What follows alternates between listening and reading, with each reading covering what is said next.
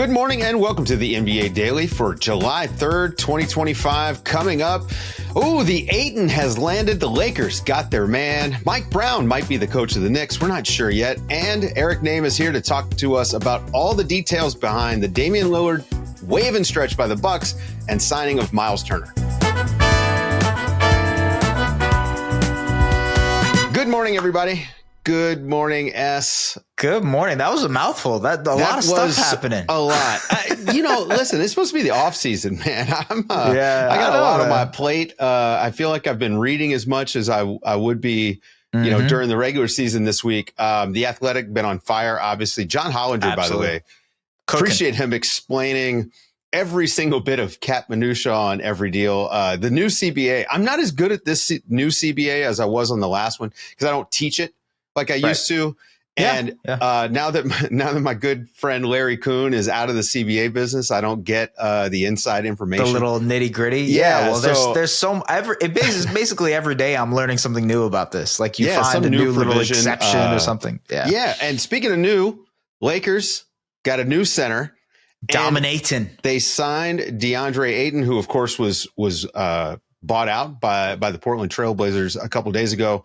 But he's actually not really losing any money this season. Is that correct, S? Yeah. So he got bought out of his $35.6 million contract. He's going to end up making $34 million when you take into consideration what Portland is going to pay him, plus the 2-year, $16.6 million contract that he signed with the Lakers, which includes a player option in the second year. Player options are getting tossed like candy throughout the NBA right now. Fake player option, right? Like fake player option. You expect he'll opt out after the year. Right. And that other 1.6 that's just floating around out there, that's just in the ether. Yes, it's gone. Yeah. Look, I'm not sure. Where are you on Deandre Ayton? Because I'm not sure. I've been up and down on him. I mean, I loved him coming into the NBA because how could you not? You watch him run up and down the court, and the guy, I mean, he looks like a prototypical, NBA big man that can do everything. He's got great hands. He's got that great 15-foot mid-range jumper. He's a good free throw shooter. Yeah. He can rebound. Like, he's got a nice little post hook game. I mean, he's a good passer when he wants to be, but it's just, it's all motor for me with him. Like when I watch him, it's just, do you even want to be here? Yeah. I think of the 2021 run, Suns finals run, where he was massive. I think he was an integral part to leading them to the finals there. He was huge in the first couple games of that finals too. If you remember the alley-oop that he had. Yeah. He was so important because he had bought in on the defensive side of the ball. Right. He was protecting the rim more. He was just more aggressive at getting to the basket offensively. I think that's one thing that bothers me when watching Ayton, especially in Portland. It was like a lot of shots are floaters around the basket, or he's not trying to dominate and, no he's drop not trying step and attack the basket ever from him. He's never putting his shoulder into during that run with against the Bucks too. Like that actually kind of cost him the series. It's the lack of physicality and avoidance of physical contact. Oh my God, I have a crazy stat for you. Guess how many free throws DeAndre Ayton attempted per game last year for the Portland Trailblazers? Super small. I don't know. Just throw out a number. Less than two. 1.5. 1.5 free throws. Actually, both of his years in Portland, it was 1.5. So the last 2 years, he has barely gotten to the free throw line. For a guy who's 7 foot, for a guy whose literal nickname is Dominating, that is incredible to me. Literal self-given nickname. Okay, let's just do that. Okay, the guy plays a lot of Call of Duty, we know, and luckily in LA, no snow days. So none of those concerns. Let's be real. It is a talent upgrade for the Lakers, who were rolling with Jackson Hayes and, didn't really have a starting center to roll with last year when they made the trade for basically for Luka Doncic. Right. I think it's a talent upgrade. I think him and Luka will work well in pick and rolls. It's just about buy-in. And personally, Dave, I cannot wait to see how frustrated JJ Redick or LeBron James get in certain moments, because it's going to happen. I mean, well, again, if he just goes out there and plays hard, I think we're going to see a guy who we're going to say, wow, where's this guy been? Yeah. But it's all about effort from him. That's it. He's got the skill. He's got obviously the physical gifts and talent. Just buy-in. Playing with Luka is going to help him. I mean, obviously, I'm really interested to see how that works. I do say it's funny that you say LeBron is going to get frustrated with him, because I don't know, man. I'm starting to feel like LeBron. Where there's smoke, there's fire. Yeah, is that I don't know if feel? LeBron's going to be on this team by the time we get to the season, much less finish the season on this team. I'm not.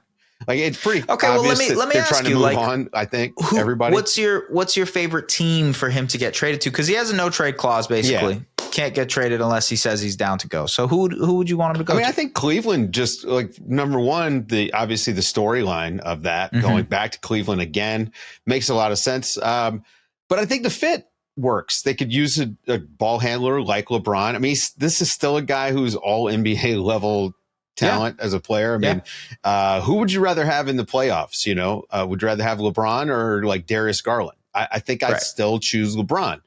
And I mean, so there's a world in which that works, but then you're tearing down, you know, your Cavs 64 win team, right? To acquire LeBron to do it. I just don't know. I mean, what do you give up for LeBron James, knowing number one, he's an expiring contract and could leave. Yeah, but he's also the guy is going to be 41 in December. Yeah, this is unprecedented. It's unprecedented. And also it's like, how can you rationalize gutting a 64 win team for a guy who is about to be 41 once the season starts? So like, look, they have to get out of the second apron. That's one hurdle here for the Cavs to be able to do it. So it'd have to be like Jared Allen, maybe Darius Garland, including one of Max Strus or Dean Wade or something to make the salaries work and get them out of the second apron before they do it. We were just talking about the CBA. Like, that's the new hurdles that the Cavs will have to come across to try to get this guy. I don't know. I like the fit. I think the story makes a lot of sense. It would be poetic for him to play for Cleveland. I also think the fit basketball wise is great, because a jumbo playmaker, to have Donovan Mitchell play off ball, to have Evan Mobley behind him as a rim protector, makes all the sense in the world. Also the Knicks, though, you know, they got some Knicks. news yesterday. Yes. At least not official as of our recording, but it does appear as if Mike Brown is going to be the next head coach of the New York Knicks. We're going to get James Edwards on the show tomorrow to talk more in detail about what this is going to look like, you know, especially as a team. But man, I mean, I'll tell you, LeBron on the Knicks, it's doable. Yeah. I mean, yes, it absolutely is. It definitely is doable. Would they not be the favorites to go to the finals out of the East if they traded for LeBron James, especially now? I mean, knowing there's a relationship there with Mike Brown, like, you know what I mean? These guys know each other pretty well. The elbow stuff that LeBron likes to run. I mean, Mike Brown loves to run that stuff. Absolutely. Have you watched the pitch video that the Knicks made for LeBron in 2010? Have you watched that? No, I haven't. Just for anybody who's listening right now, go out and YouTube that. I will make a point to watch the pitch video. It's a great video. I guess it makes sense. Even if they don't trade for LeBron, I am interested in the Mike Brown hire, just because of the fact that, look, the main question we've had last season for the Knicks was, how are they going to maximize KAT and Brunson together? Right. And we just saw Mike Brown maximize Fox and Sabonis together. It obviously ran its course. Right. Two lesser players, absolutely. It ran its course, but I think he can do something similar. Well, the limitations that Sabonis has, I just think that, look, if he can convince Karl Anthony Towns to actually be a higher volume shooter from three, it's a game changer. And look, he got Sabonis shooting threes. Sabonis is not a good 3-point shooter. I think with Karl Anthony Towns, you can get a positive feedback loop there, where the success that they will have with him, you know, he just needs to be at like 7 a game, you know, look more like Naz Reid a little bit and open things up for the rest of those guys. I think Mike Brown could do that. You know, I will say, you never know what it's going to be like going from one coach to the next. But going from Tom Thibodeau to Mike Brown, it at least seems like your floor is pretty similar. I think that you're not going to experience a huge drop off. Mike Brown knows how to coach up a defense. I'm very curious what they do offensively, though, because they need to figure it out, because Brunson and KAT are not going to defend well together, period. That is a personnel issue you're not going to get over. And Yabusele too, so like it's not like those guys are going to be defending their tails off either. So you're leaning heavily to the offensive side of the ball, and that was the vision last year too. It's like this team needs to be one of the best, if not the best, offensive team for them to reach their ceiling. maybe Mike Brown can do that with this roster. Yeah. And look, and if they went and traded for LeBron, they'd be even better. It would be awesome. Yeah, you know what? I'm in now. We're just starting rumors here. That's what we're doing. Speaking of, we're starting rumors after the break with Eric Nehm on what the Bucks might do next. But he broke down the Myles Turner signing and how the Damian Lillard situation played out. So you guys enjoyed that.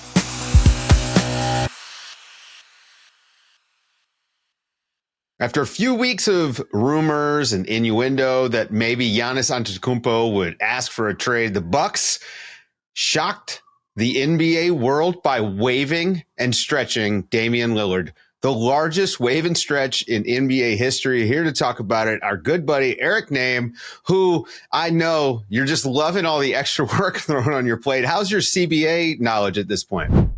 Oh my gosh, I've exchanged so many messages with John Hollinger. Like it's out of control how much I've talked to John Hollinger in the last 48 hours. I've talked to him enough in the next 48 hours for the next 48 years. Like it's been so much. I'm sure he's so annoyed, or maybe he's not. Maybe he just like loves it so much that like he's having a great time. But I have done too much math. My brain hurts. But no, I'm delighted to be here, and we're gonna talk about a really interesting move. Okay, well let's start with the Damian Lillard Myles Turner move, because that's essentially what it is. It's 2-1. They waive and stretch Damian Lillard over the course. It's going to be $22.5 million on the books for the next 5 seasons, which is just an astounding amount of money. In order to sign Myles Turner to a 4-year, $107 million deal, it's roughly $50 million for Myles Turner for 4 years, and then a little bit extra. I don't know, man. How did this come together? I guess is where we start.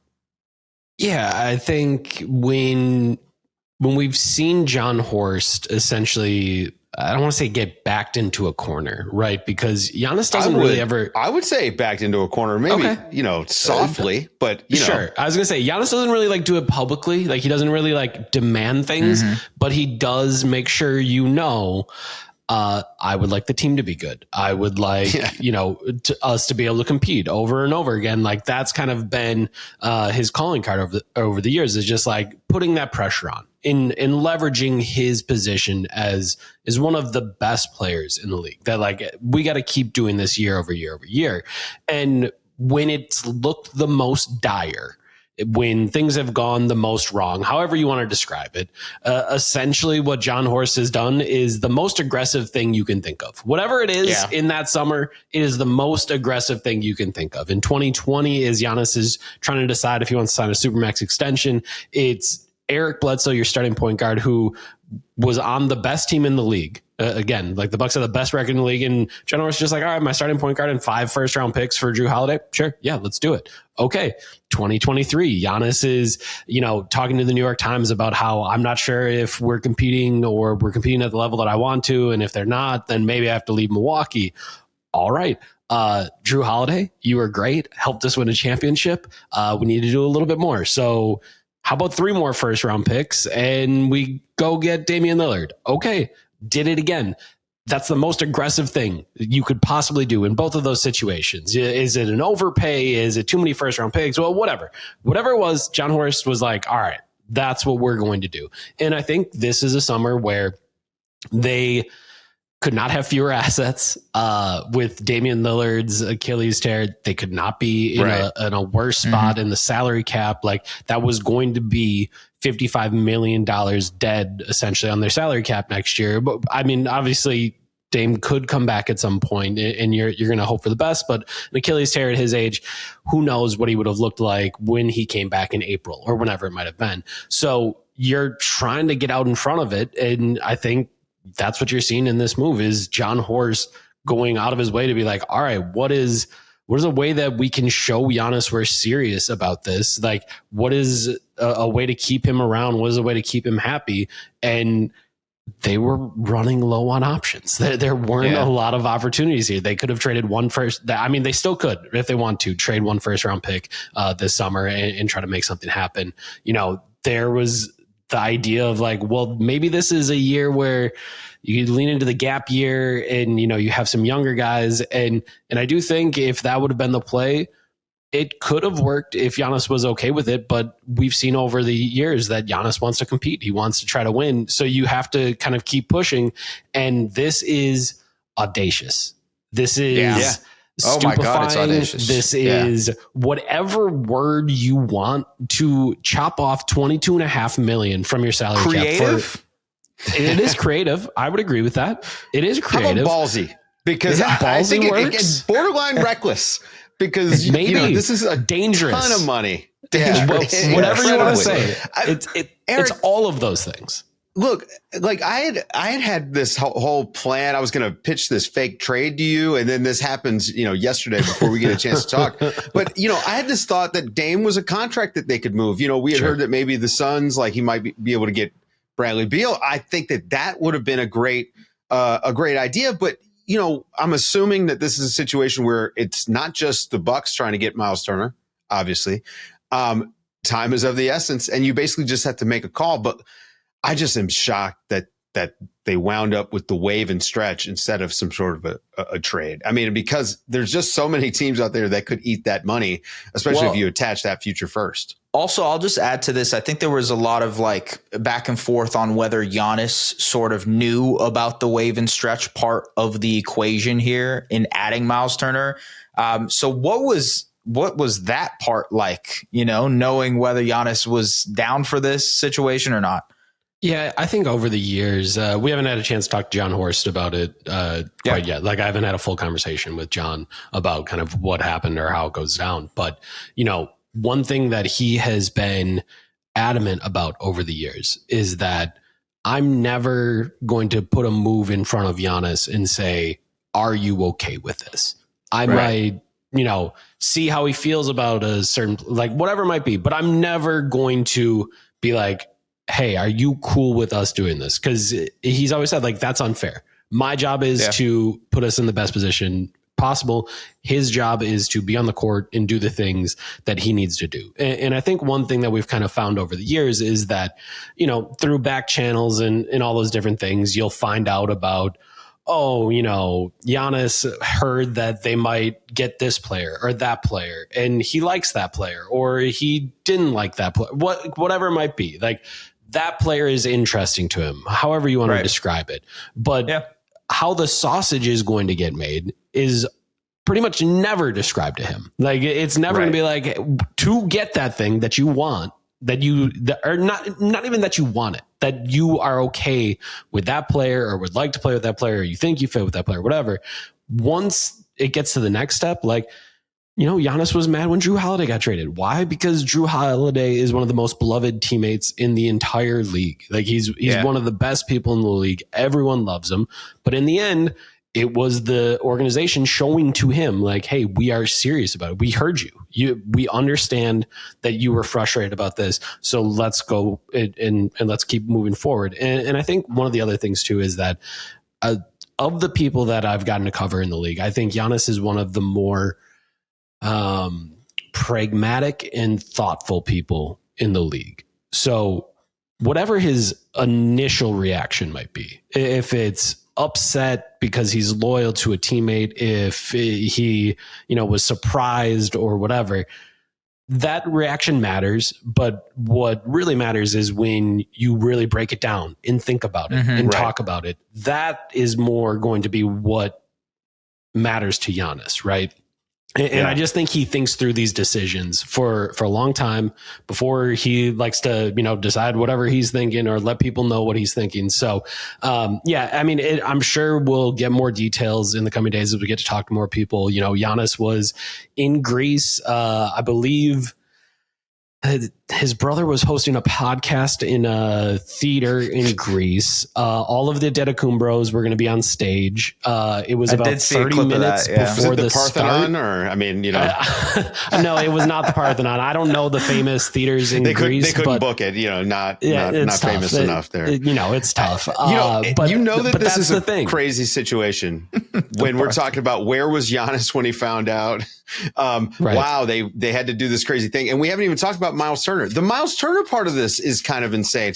I mean, he leaves the Pacers after 10 years there, just after they make this crazy finals run. Obviously, Tyrese Halliburton's injury is playing into this as well. I mean, this is a signing that's been kind of created by 2 Achilles tears that happened over the course of the playoffs, right? So, I mean, how do you like the Myles Turner fit there? I mean, is there any bad blood? I remember this is an NBA Cup heated rivalry. NBA playoffs 2 years, too, I mean, man. And in the playoffs, we got the carryover. I mean, is there any concern about him fitting in? I mean, him and Bobby Porter's gonna get into it a little bit. I would have to run the numbers, but I can't imagine there's 2 teams that have played each other more in a 2-year span than the Milwaukee Bucks and Indiana Pacers have played each other in the last 2 years, because you throw in NBA Cup, you throw in 2 playoff series, you throw in division rivals. I honestly, from a math perspective, I just don't think you could find it. Like, it would have to be 7-game playoff series to get to that spot. Right. I don't think there will be any beef. I think a lot of professionals on this team. And I also think, I've listened to some of the people talk about, this trade and how much better it makes the Bucks. And I think that's an interesting conversation. Where it slots the Bucks into the East is interesting. What I don't think is interesting or even debatable is whether or not the Bucks are a better team than before the trade. And what I've heard from multiple people is, well, he's a rim protecting big that shoots threes. They had one of those in Brook Lopez. Like, how different is it? Oh, this is very different. It's very different. Like, Brook Lopez is maybe my favorite player ever to cover. One of my favorite players ever to cover. He's the best. Super smart, very funny, great guy. He's 37 years old. Myles Turner is not. He's 8 years younger than Brook Lopez. That is a significant difference. And again, can Myles Turner do the things that Brook Lopez does, protecting the rim and shooting deep threes above the break? Yes, he can. But he can also do a whole lot more. When you go back to that playoff series, there's a poster of Myles Turner dunking on Giannis. How did he get to that?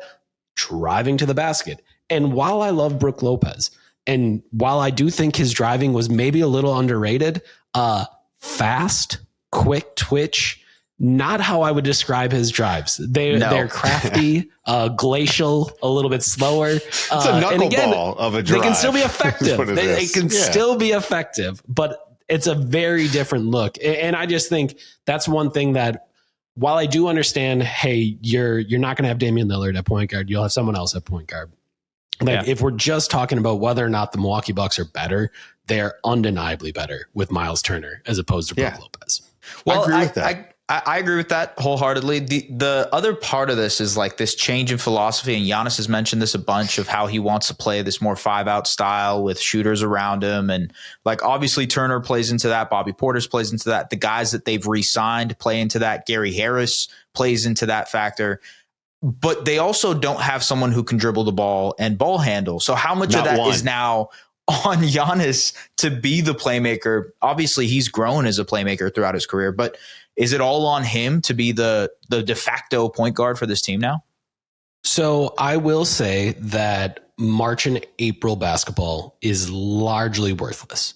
Largely. Like, we should just strike it from the record books. It's not real basketball.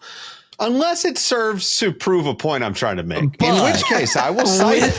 With that being said, it does feel like everyone kind of forgot that Kevin Porter Jr. is on the team and plays point guard. I know it is there's significant questions with Kevin Porter Jr. I'm not trying to say that and there's a reason why he was only able to find a 2-year, $11 million or 2-year, $10.5 million deal with the Milwaukee Bucks, right?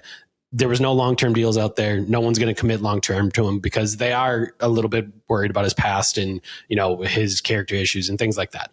But with all that being said, he is 6'4". He has scored 20 points per game in the league before. And yes, that was before he left the league for 2 years and had to go to Greece and work all the way back. But there is some skill involved there. And again, I'm not saying this is perfect, but I do think he can help out as a ball handler. I would guess that's probably who their starting point guard is going to be next year. Maybe they'll try to find another veteran and bring him off the bench. That was a role that he played well in and seemed to enjoy. So maybe it's like a nominal starting point guard as a vet that you could find out there. If someone like Cole Anthony gets bought out by the Grizzlies, maybe that's someone that you start. And I guess they'll both fight over being the sixth man because Cole Anthony likes that role too. But, I think you can find some ways there. But undeniably, like, Giannis it's going to be point Giannis. Like, that is going to be how all of this works. And I think having a guy like Myles Turner is a big part of making that work. Like, you have to be able to have the floor spacing around Giannis. So when you put him on the left wing, on the left block, on the right elbow, whatever it is, that you can space the floor around him and give him the chance to drive, but also really make defenders pay for, cheating just a little bit too much. And to that point, I just think that is something that will excite Giannis, right? Like, if you listen to any of his post-game press conferences in the final 10 games of the year when Dame was out, he was like, I'm having a lot of fun. I like having the ball in my hands a lot. It's easier for me to see the floor. I have less turnovers. Like, I can really control the game more. And then we saw it in the playoffs, right? Like, their best games were games 4 and 5 against the Pacers when games 3, 4, and 5. Smaller. Yes, where absolutely. They went smaller. Yeah. Giannis had the ball in his hands, and Giannis was playing the point whatever you want, the playmaking wing, whatever you want to call it. Like, it was, the usage rate went up, and they were a different team and a better team because Giannis was doing that. Yeah, I agree. Yeah. Honestly, like, the fact that Giannis has gotten so comfortable making plays out of that, like, mid post, high post area too, because of the mid range shot, he's more of a threat to score from that spot too. So it just opens up more shooters to be able to knock down shots. I think that's like the moving forward with Giannis anyways, is to just sort of like a modern day Dwight Howard, where it's like, hey, just get a bunch of shooters around him and do its thing. I think that if you look at Jokic and how we compare Giannis to Jokic, I think that this is sort of the natural evolution for Giannis, and especially, he started shooting that mid-ranger again, and it looked pretty good. I thought that's when the elbow passing really started to develop there. Once they have to respect that shot, all of a sudden it's a different world. And I was going to say one thing too is I think one of the points I would have used if I would have tried to pitch Giannis on a gap year, right? However you want to call it, before all of this, right? Before you stretch Dame or whatever. Okay, so it's going to be point Giannis. And I think part of what my argument would be is, hey, there is a year where Jokic won an MVP as the 6th seed, dragging a team to the 6th seed. Right. And come win MVP this year. Absolutely. And then all of a sudden that will be Giannis's 3rd MVP. And if you have 3 MVPs, you are one of 10 players in NBA history to have 3 MVPs. Like, if we're talking about how you get to immortality and how you get to these different places, being able to add another MVP, which is really difficult to do once you get to this age, right? Like, it is more difficult once you get 10, 11, 12 years in the league. This is a rare opportunity where if we start next season with everyone saying, well, the Milwaukee Bucks don't have a chance. The Milwaukee Bucks are this, the Milwaukee Bucks are that. That is an easy narrative for everyone to then say, oh my gosh, how are the Milwaukee Bucks doing so much? How are they winning all these games? And the person that you will point to, there's nobody else. You can't say, well, Dame's putting up 25 and 7, and you can't say Chris Middleton's doing this. You can just say Giannis. That's the reason. That's why they're this good. And again, that could go poorly, right? Like, this team just might not be good enough. But also, I do think that is, again, if I was in the pitch room, if I was the person getting to do this, that would be a big part of my pitch is, hey, maybe this team might not be as good as you want it to be, but you can still find individual success this way. And who knows, maybe by the end of the year, we've gelled together in this magical way and we can win some games. Well, look, the Eastern Conference is another part of the sales pitch, right? Because Boston is not going to be part of this. Indiana is not going to be a part of this. Some teams have made improvements, Orlando, New York, etc. Obviously, Milwaukee. How do you see them fitting in to the Eastern Conference next year now that they have this group? Yeah, I think it does feel like they are between the 4 and 7 range. Like that, that feels the most likely. I know I was talking to Fred Katz earlier today, and the Knicks fascinate me. Was if they were going to bring Tibbs back, that was a team that would be like, oh yeah, top 3 team in the East. And now I have to think through, like, I lived this, right? Like, the Bucks got tired of Bud, and he had already won a championship, and that was great. But they got tired of Bud, and were like, well, we got to get someone new. The message is stale. We need someone new. And a lot of times when you get rid of a really good coach, it's really hard to find another really good one. And I understand Tibbs didn't get them where they wanted. I understand that there were questions about, the offense by the end of the season and things like that. But that's a really good NBA coach. And now you're in a spot where all of a sudden, I don't know who it's going to be. And now it's Mike Brown. And okay, how is that going to work? Is Mike Brown going to put in the Kings offense from years back where all of a sudden it's fast paced and the Knicks are trying to score 120? I don't know if that's going to work out. Are they going to be good enough defensively? I have questions now. And then all of a sudden you drop them out of that 3. And then maybe they're in the mix from 3 to 7 with the Bucks. I just think there's a lot of interesting teams there. I'm a big believer now more than ever in the weak link theory. And I think that's something that can catch up to the Bucks, where they do have some weak links, and it maybe doesn't matter as much anymore that you have the best player on the floor, which they will almost every night. So that's a concern when you look at teams like the Hawks and the Magic, who I think have more depth and are going to try to be in that same conversation with the Bucks. But I do think they're in that area. I don't think they're at the top of the East, but I think it gets pretty there's a bunch of teams in that area. Striking distance, right? There's a lot of people that can just kind of be there, and maybe you don't end up hosting a home playoff series. Maybe you're just the 5 or the 6, but there's probably a group of 6 teams that's kind of in that mix. Also, maybe you do. I mean, I just refuse. I mean, it's Giannis, and I think that there's a world in which, look, you just said you could have had a gap year. Giannis could have gotten them to the playoffs, I believe, in the East. You improve the team. I think that some of the other marginal moves have been really good. Again, Gary Harris, that's good. I think they're going to have probably the 4 seed is my guess. They're somewhere in there. And if you can make the playoffs in the East, you got a shot at making the finals, period. Maybe a ball handler pops up for them. I don't know who's out there or how they're going to get them. But as you mentioned, John Horst has made stuff happen before. All right, that's going to do it. Everybody go and read Eric over at The Athletic. Thanks to Eric Nehm for hanging out with us. Thanks to Es Baraheni, as always. I'm Dave DuFour, and this has been the NBA Daily. Thanks for waking up with us.